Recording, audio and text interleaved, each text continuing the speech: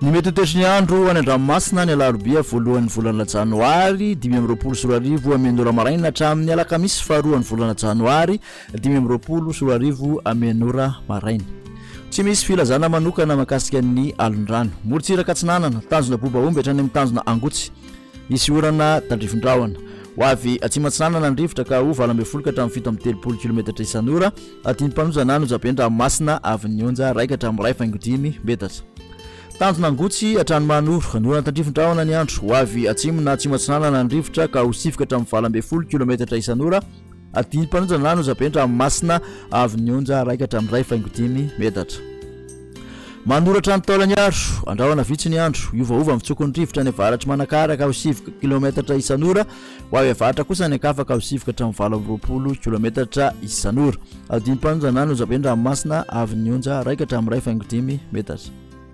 Taolany andro hatrany amin'ny tanjona vohimena, andrahona sitokotoko na ibalika ny masoandro.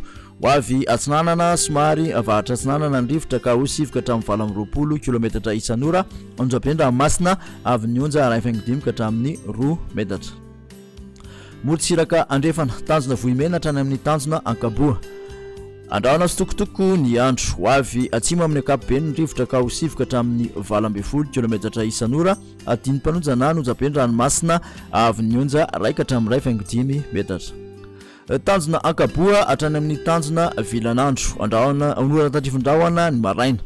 Iovaova mitsokony rivotra ka ho 7 ka hatramin'ny 20 km isan'ora, atim-panojana masina avy ny onja 8.5 ka hatramin'ny 1 metatra. Tanjona vilanandro hatrany nalalava. Isy tandrifondrahona mety arankotroka indrindra fa ny maraina. Ho avy atsinanana ny rivotra ny maraina ka ho 7 ka hatramin'ny 20 km isan'ora, ho avy avaratra andrefana kosa ny tolakandro ka ho 7 ka hatramin'ny 20 km isan'ora. Ho tonina atim-panojana masina anjabe kosa natoram-baratra avy ny onja anodidina ny 8.5 metatra. Analalava hatrany amin'ny tanjona bobaomby. Isy tandrifondrahona mety arankotroka.